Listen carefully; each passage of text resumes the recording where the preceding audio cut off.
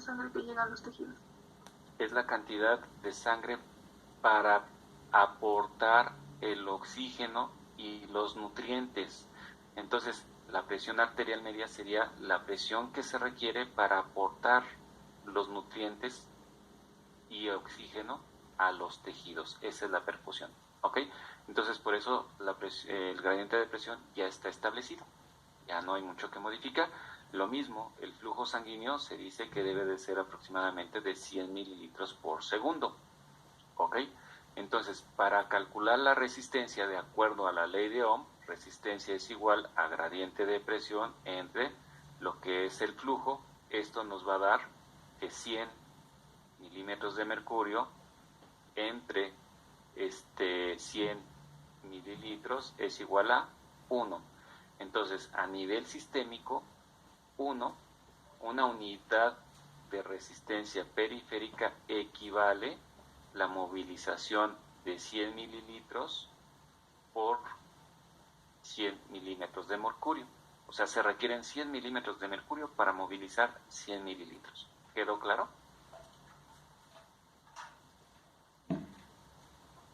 ¿Sí quedó claro, chicos? Eso es lo que nos dice lo que es la unidades de resistencia periférica, URP. Entonces también nos dicen que, pues bueno, se pueden utilizar otras medidas. Por ejemplo, lo que es la presión, por lo regular se utilizan lo que son las DINA por centímetro cuadrado. El flujo, pues en física se utiliza mucho lo que es el centímetros cuadrados, y la resistencia también sería a través de DINAs por centímetro cuadrado por segundo, ¿ok? Pero insisto, en medicina pues no nos vamos a complicar mucho y vamos a utilizar las medidas que nosotros ocupamos, que sería milímetros de mercurio por mililitro por segundo o centímetro cúbico. Nada más para recordar que cada milímetro de mercurio equivale a 13.33 dinas, ¿ok? Sí, sería 13, no, 133.3 dinas, ¿ok? ¿Sí quedó claro? Por cada milímetro de mercurio. Bueno, ahora bien, esto sería principalmente la circulación mayor. ¿Cuánto va a ser en la circulación menor? Aquí habíamos dicho que la circulación menor las presiones son bajas. Entonces aquí vamos a encontrar que el gradiente de presión en la circulación menor o pulmonar es de 14 milímetros de mercurio. El flujo tiene que ser el mismo, ¿sí? ¿Por qué? Porque la misma cantidad que expulsa lo que es el ventrículo izquierdo debe de ser la misma cantidad que llega a lo que es a la aurícula derecha. Por lo tanto, el ventrículo derecho tiene que expulsar la misma cantidad que el ventrículo izquierdo. ¿Sí quedó claro? Por eso el flujo sanguíneo pues no lo vamos a modificar, va a ser el mismo. Entonces, de acuerdo a lo que es la ley de Ohm, sería que resistencia es igual al gradiente de presión, que sería 14, entre 100 milímetros de mercurio. Aquí sería entre 100 mililitros. Esto sería igual a 0.14 unidades de resistencia periférica. ¿Sí quedó claro? Entonces sería 100 entre 14. ¿Ok? Sí. ¿Vale? Entonces, si se dan cuenta, a nivel pulmonar se requiere menor presión para movilizar la sangre. Por eso es un sistema de baja presión. Bueno, entonces, regresando al ejercicio anterior, que ya habíamos visto que para movilizar 5 litros con un gradiente de presión se requeriría de 1.2 milímetros de mercurio por mililitro por segundo. O bien, en el caso del volumen sistólico que habíamos dicho, de acuerdo a estas cifras, con una frecuencia cardíaca de 60, tendríamos que movilizar 83.3 mililitros por segundo. ¿Se requiere de cuánto? De 1.2, ¿no? 1.2 milímetros de mercurio. ¿Qué sería esto, no? ¿Sí quedó claro? Aquí sería, de lugar de 5 litros serían 83. Déjelo modifico de una vez, ¿sí, no? ¿Hasta aquí va quedando claro, chicos? ¿Se va entendiendo? Sí, sí. Muy bien, no lo puedo modificar. ¿Qué pasaría si nosotros barajáramos lo que es, de lugar de tener 1.2 milímetros de mercurio de resistencia, es decir, que es 1.2 unidades de resistencia periférica, bajáramos a una unidad de resistencia periférica? ¿Qué va a pasar? ¿Cuál sería el flujo?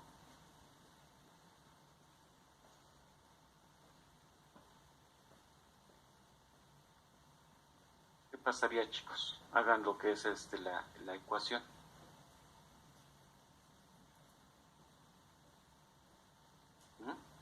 Entonces, de acuerdo a la ley de Ohm, nos dice que flujo es igual a gradiente de presión sobre resistencia. Entonces tenemos que flujo es igual a gradiente de presión, ya la sabemos que serían 100 milímetros de mercurio. ¿Entre qué? Entre 1 y 1. ¿Ok? ¿Hasta aquí va quedando claro? Entonces, ¿cuánto sería? 100. Serían 100 mililitros. Entonces, flujo es igual a 100 mililitros. Y habíamos dicho que la frecuencia cardíaca es de 60. ¿Qué tendríamos que hacer para calcular el volumen total? Este sería el volumen sistólico. Multiplicarlo por 60. ¿Y cuánto nos daría? 600. 6 litros por minuto. Entonces anteriormente habíamos dicho que era de 5 litros y nada más bajando 0.2 unidades de resistencia, es decir, de lugar de ser 1.2 disminuimos a una unidad de resistencia periférica y vean cuánto aumentó lo que es el flujo sanguíneo o el volumen. ¿Quedó claro? Sí. Chicos, ahora bien, ¿qué pasaría si nosotros aumentáramos la resistencia de 1.2 a 1.4, a 1.4 unidades de resistencia periférica? ¿Qué va a pasar?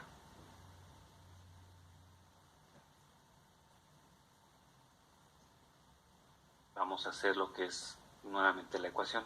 Flujo es igual a gradiente de presión entre resistencia. Sabemos que el gradiente de presión es igual a 100 milímetros de mercurio y la resistencia ahora es de 1.4 unidades de resistencia periférica. ¿Cuánto sería? 71.4 mililitros. ¿Cuánto sería? Sería 71.4. ¿seguros? Sí, a mí también me dio lo mismo. También. Ok, 71.4. Luego lo vamos a multiplicar por la frecuencia cardíaca. Por 60. ¿Cuánto nos va a dar? 4.284. 4.284 litros por minuto. ¿Qué pasó? Vean, disminuyó, perfecto. Con una resistencia de 1.2 habría un gasto cardíaco total de 5 litros por minuto. Si nosotros disminuimos la resistencia de 1.2 a 1, aumenta lo que es el gasto cardíaco a 6 litros por minuto. Y vean, si nosotros aumentamos la resistencia, disminuye a 4.28 litros por minuto. Entonces, si se dan cuenta, la resistencia es muy importante para modificar lo que es el flujo sanguíneo. Hasta aquí, dudas, preguntas. Y vean que la forma de cómo está distribuido el sistema circulatorio, el sistema cardiovascular, que tenemos una circulación menor y una circulación mayor. La disposición entre circulación menor y mayor es en una disposición en serie. ¿Qué quiere decir esto de en serie, chicos? Esto nos referimos a un circuito eléctrico. Lo tomamos algo similar. Es un circuito en serie. ¿Sí se acuerdan que es un circuito en serie? ¿Está cerrado? No. Bueno, Bueno, pues sí, debe de ser un circuito cerrado en serie. Vamos a suponer, nosotros en su casita tienen foquitos, ¿ok? Y pueden tener 3, 4 focos. Vamos a poner aquí 3 foquitos. Cada foco, vamos a decir que es de 60 watts. 60 watts. 60 watts. Y ustedes tienen en su casa una corriente eléctrica de 120 milivolts.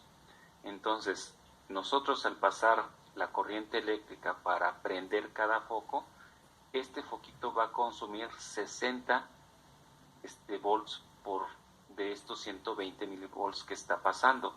Entonces, este foco, como le está recibiendo 120, pues va a utilizar sus 60. Entonces, va a prender a máxima intensidad. ¿Ok? ¿Cuánto estaría dejando pasar este foquito después de haber pasado la corriente eléctrica? 60. Perfecto. Entonces, va a llegar menor corriente eléctrica al siguiente foco. Y este foco también requiere 60.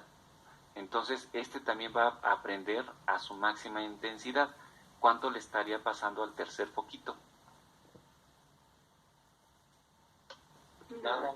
Nada, por lo tanto, este no va a encender. ¿Sí? Entonces, la disposición en serie la vamos a encontrar entre la circulación mayor y la circulación menor. ¿Quedó claro? Esa es la disposición.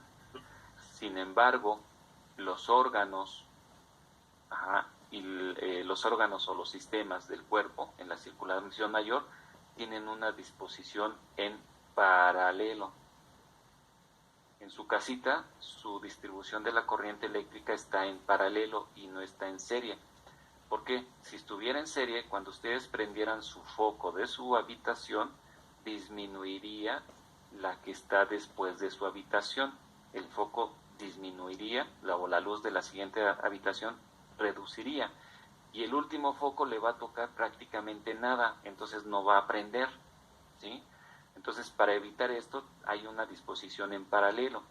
Entonces, desde este punto de vista, ¿cómo sería? Igual tenemos una corriente de 120 volts o milivolts y tenemos lo que son sus habitaciones. Aquí está su habitación, ¿ok? Aquí vamos a encontrar qué es la sala y lo que es la cocina. Entonces, aquí tenemos 120 volts. Entonces, a los 3 foquitos les va a estar llegando 120 volts. 120 volts.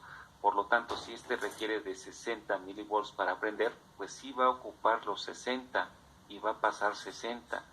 Si este requiere, por ejemplo, de 100 milivolts, pues va a llegar los 100 milivolts y va a prender a su máxima intensidad. Y si este nada más es de 45, pues va a pasar sus 145 y va a prender de su máxima intensidad. ¿Sí quedó claro?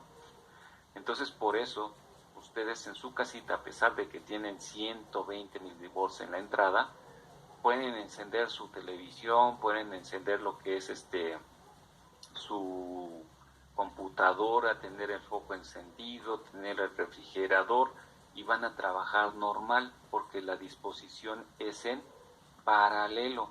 Entonces, en este sentido, pues también vamos a encontrar que los órganos le está llegando la cantidad de sangre que requiere, pero cada uno no necesita la misma cantidad, depende mucho de la actividad que tenga. Entonces va a necesitar diferente cantidad de sangre. Ejemplo, en el sistema nervioso central, en el cerebro, se requiere 75 mililitros por minuto y esto equivale al 15% del gasto cardíaco.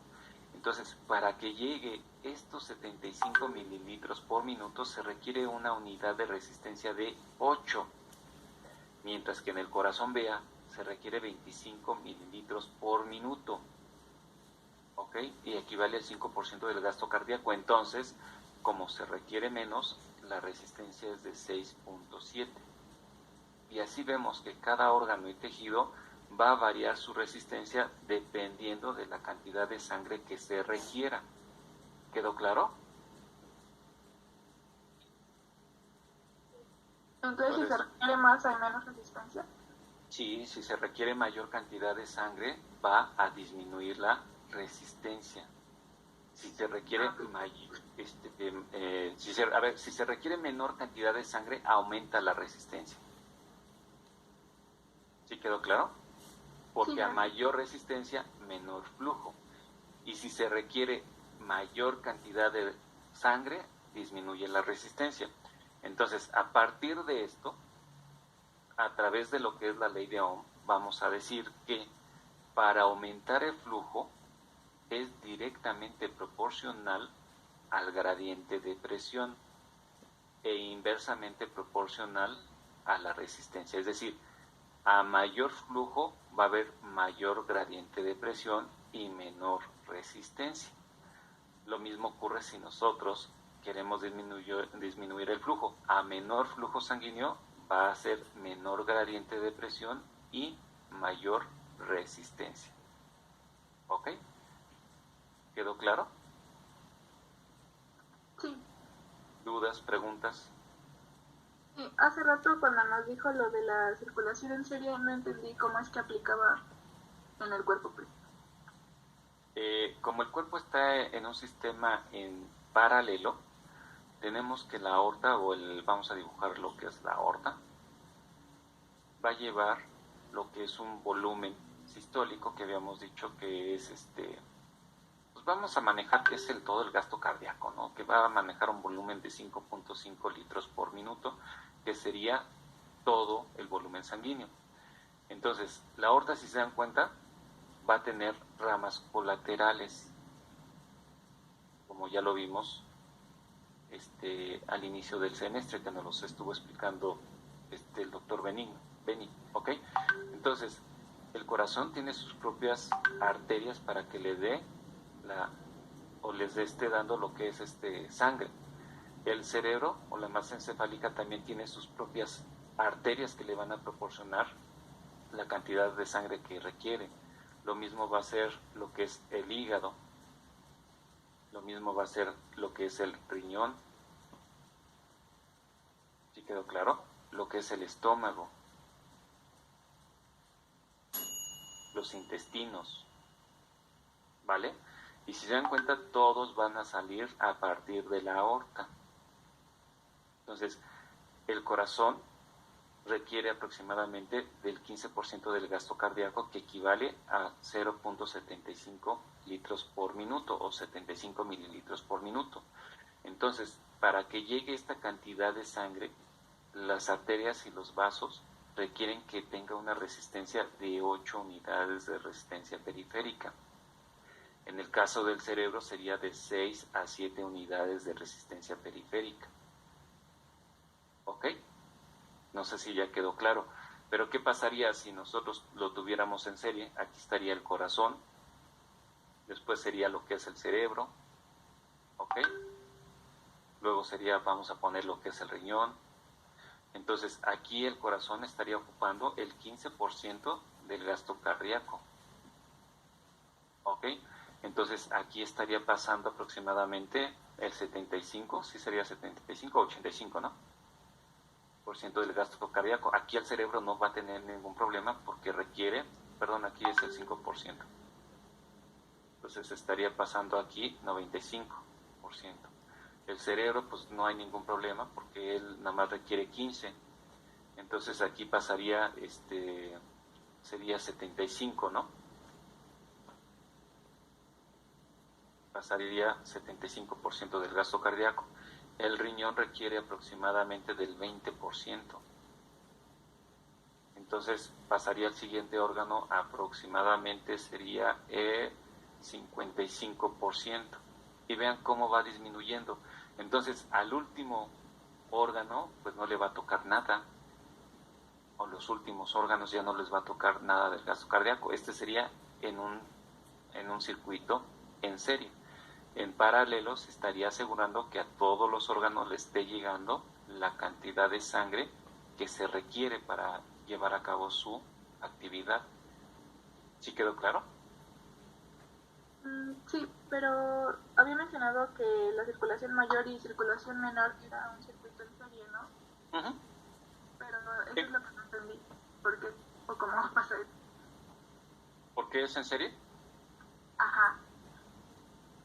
la forma como está distribuida. Por ejemplo, tenemos el corazón. Ay, salió muy feo. El corazón, cavidades izquierdas y cavidades derechas. Aquí sabemos que el ventrículo izquierdo, este es el ventrículo izquierdo, expulsa la sangre a la circulación sistémica y este va a regresar aquí, ¿ok? Entonces, aquí se va a quedar una cantidad de sangre a nivel de los órganos, va a quedar un volumen sanguíneo a nivel de los órganos, ¿ok? Entonces, que bueno, aquí siempre va a haber siempre va a haber un equilibrio, ¿ok? Entonces, ¿cuánto sería la cantidad de volumen que se maneja o que va a estar a nivel del sistema de la circulación mayor? Ahorita no me acuerdo cuál es el dato, pero vamos a suponer que de estos 5 litros, aquí va a haber, vamos a decir que hay, o del 100%, aquí vamos a encontrar un 70%. Entonces, en la circulación menor, ¿cuánto va a haber? 30%. 30%. Por eso es en serie. No sé si ya quedó claro. Sí, ahora sí. Gracias. Ajá, porque aquí hay mayor tejido, están los órganos, requieren mayor sangre, etcétera. Entonces, la mayor parte del volumen sanguíneo pues va a estar en la circulación mayor y un poco cantidad de sangre en la circulación menor. ¿Vale? Por eso es en serie la disposición de la circulación mayor y menor. Bueno. ¿Dudas, preguntas? Ahora vamos a ver la siguiente ley, que es la ley de Poiseuille. ¿Ok? Poiseuille es un médico francés que también se dedicó a estar estudiando lo que es el flujo sanguíneo y tomó de referencia lo que es la ley de Ohm. ¿Ok? Sin embargo, él en sus experimentos que hizo, en su investigación, se dio cuenta que hay otros factores que van a estar incidiendo directamente en el flujo sanguíneo, es decir, otros factores físicos. Nada más que sus investigaciones no lo hizo en los vasos sanguíneos, en las arterias. Él utilizó una serie de tubos que son rígidos, de vidrio, ¿sí?, que son muy distintos a las arterias, porque las arterias se pueden distender, se pueden dilatar, se pueden colapsar o se pueden contraer, es decir, tienen una vasomotilidad, ¿ok? Y él utilizó un líquido que podríamos decir que es un líquido newtoniano, cosa que la sangre no lo es, ¿ok? Además, él utilizó una presión constante y en el corazón pues varía la presión de 120-80, que podríamos decir a pesar de ello también tenemos una presión arterial media constante que es de 100, ¿ok? Entonces hay varios factores distintos a sus experimentos con referente a lo que es a la circulación arterial.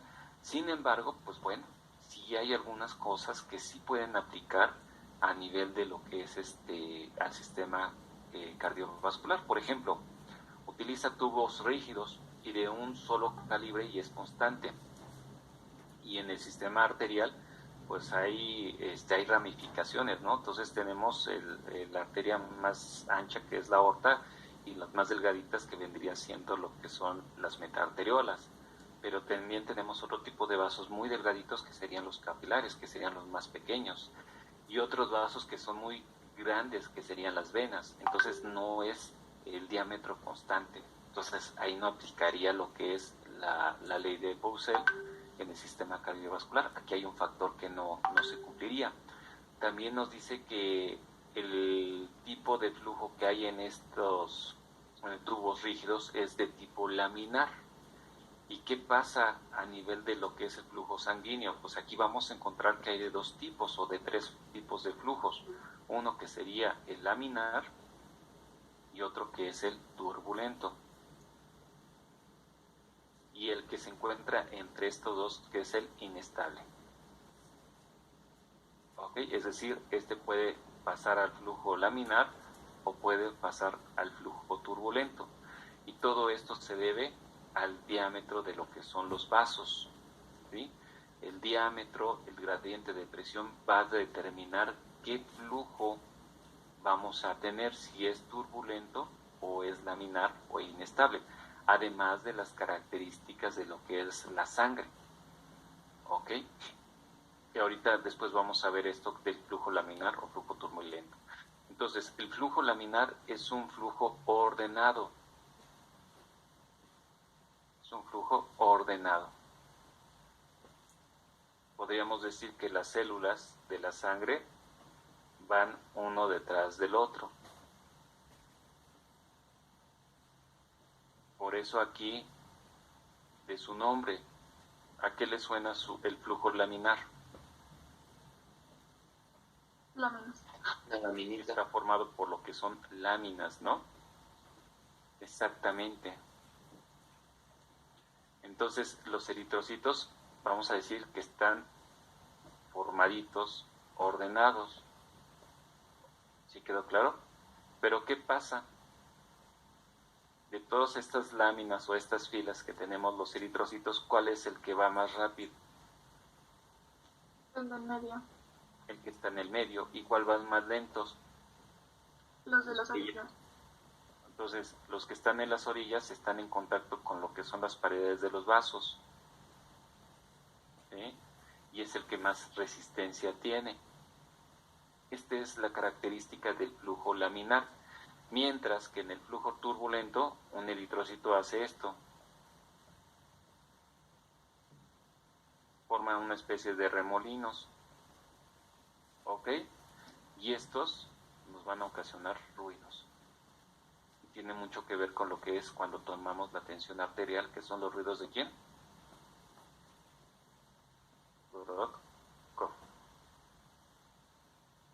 Es con el Korokov, creo que es así se escribe. ¿Ok? Bueno, entonces, para tomar en cuenta esta ley, pues debe de ser un flujo laminar, que sí se cumple. Ajá, solamente en donde hay una disminución de calibre es muy evidente, pues ahí va a cambiar el flujo de ser laminar a turbulento, pero son en algunas partes, no es en todo el sistema arterial. Entonces podríamos decir que sí se cumple.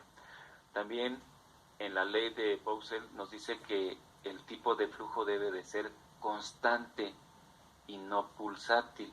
¿Y cómo sería en el cuerpo? Pulsátil.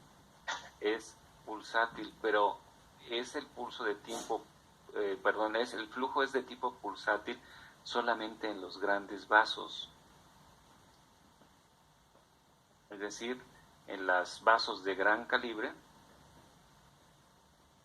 y de mediano calibre. ¿Ok? Es decir, en la aorta y en las arterias, la aorta sería una arteria de amortiguación y las arterias de distribución. Nada más ahí vamos a encontrar que el pulso o el flujo sanguíneo es pulsátil, porque en lo que son en las meta o en las arteriolas, en las metaarteriolas,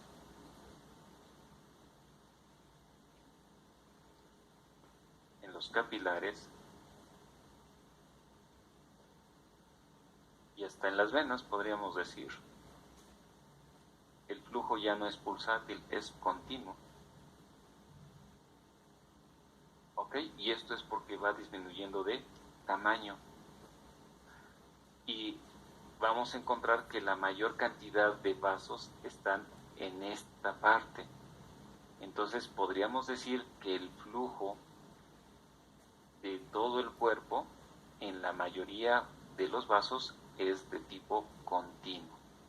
¿Quedó claro? Es constante.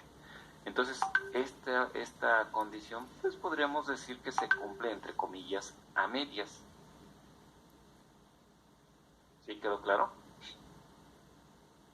Ahorita vamos a ver, o vamos a tratar de explicar por qué a nivel de las metaarteriolas el pulso ya el flujo sanguíneo no es pulsátil, sino es continuo.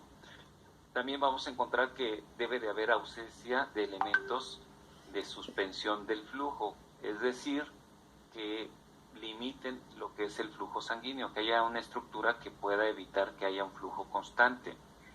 Y entre ellos, pues sabemos que en las venas, sobre todo, vamos a encontrar válvulas, y esto en cierta forma pues va a detener un poquito lo que es el flujo, pero esto es en las venas, en las arterias no tenemos nada, entonces pues bueno, no va a haber ningún problema a nivel de las arterias.